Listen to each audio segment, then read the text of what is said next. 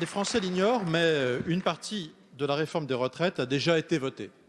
Elle a été votée dans la loi Pacte et depuis un peu plus d'un mois, votre gouvernement a en effet autorisé le géant des fonds de pension américains, BlackRock, qui pèse plus de 6 000 milliards d'euros, à collecter directement la retraite privée des Français.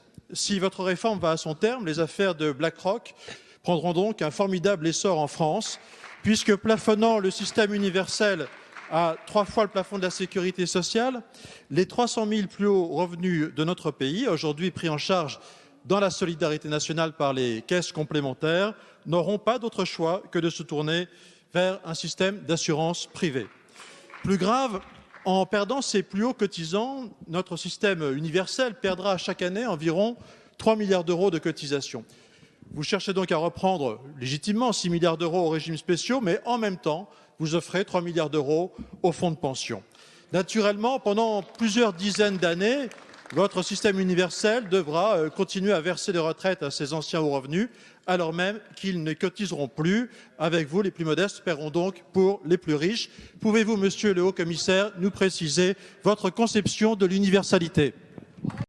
Ok, aucun lien avec le lobby de l'assurance. Non, et puis je dois vous dire que dès que j'ai appris cela, j'ai pris mes décisions et j'ai immédiatement abandonné ces mandats que, évidemment, j'avais omis. Et donc, vous savez, je suis quelqu'un de transparent, de franc, et lorsqu'il y a une erreur, je la répare, et lorsqu'il y a des décisions à prendre, je les assume. Alors, vous allez continuer à combattre ce projet dans les prochains jours.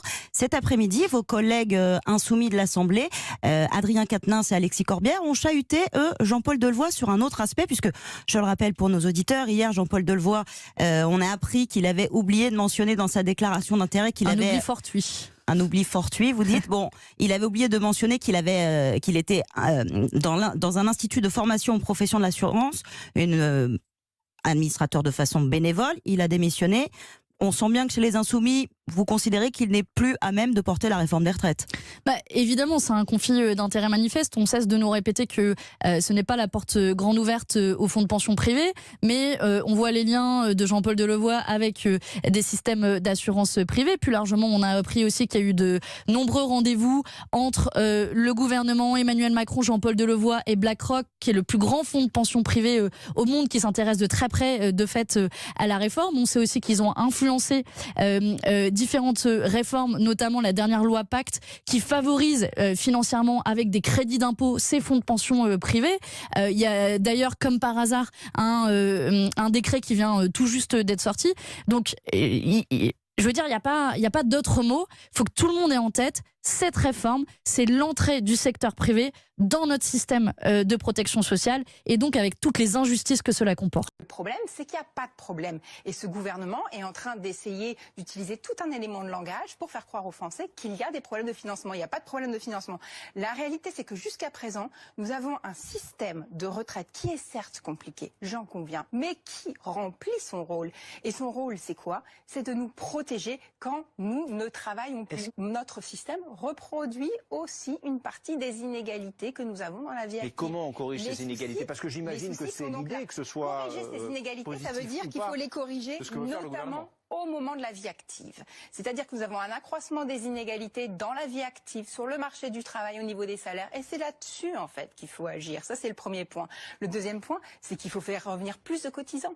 Et ça, en fait, c'est simple. Il y a un truc qui s'appelle embaucher. Il y a un truc qui s'appelle augmenter le SMIC. Et oui, ça fait mécaniquement augmenter les cotisations. Et nous sommes l'un des seuls pays d'Europe à ne pas le faire. C'est une réforme fondamentalement idéologique et d'un autre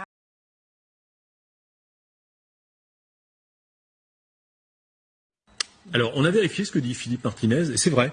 Il y a en Suède 2 fois, alors que la réforme est donc rentrée en application, a commencé, parce que c'est un long paquebot qui s'est déplacé en 1994. Vous le voyez, le taux de pauvreté des retraités, 74 ans, est 2 fois plus élevé en Suède avec cette réforme qu'en France. Et on a fouillé un petit peu plus loin. Si l'ancien système avait été conservé en Suède, 92% des femmes et 72% des hommes auraient eu des revenus supérieurs à ce qu'ils ont à présent.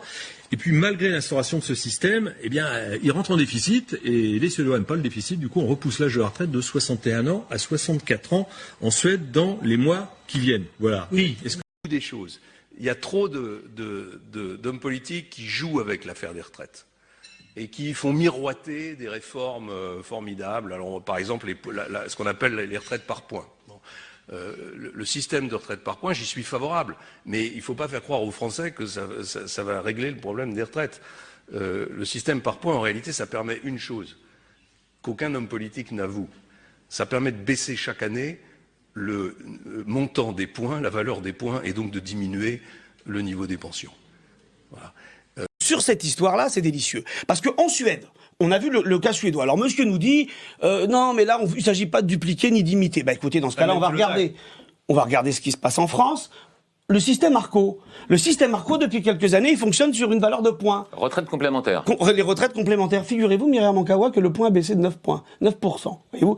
Donc, je vais vous dire, dans la famille libérale, moi je préfère les libéraux qui disent les choses telles qu'elles sont, plutôt que les tartuffes qui nous expliquent qu'ils sont en train de faire une réforme sociale, alors que c'est un recul scélérat. Au moins, c'est assez rare, mais au moins, puisque M. Bellamy est à côté de moi, au moins M. Fillon, dans sa petite vidéo qui a tourné tellement de fois, au moins il mettait les cartes sur la table. Il disait, que tout le monde aille la regarder, elle est délicieuse. Il disait, la réforme par points, ça sert à baisser le niveau du point, pour baisser le niveau des pensions. Faut pas raconter d'histoire. Au moins, voilà un libéral qui dit les choses telles qu'elles sont. Je ne supporte pas ce qui est en train de faire la Macronie. En nous parlant des femmes, etc. Alors tout ça, c'est du barat.